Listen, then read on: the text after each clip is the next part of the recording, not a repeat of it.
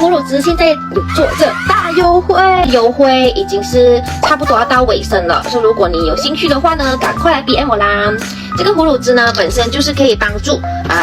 这个呼吸道有困难的人，像是咳嗽啊、伤风啊、喉咙痒痒啊、鼻子敏感啊，还是中了 positive 的后遗症，这一些呢都是可以吃这个葫芦汁来改善的。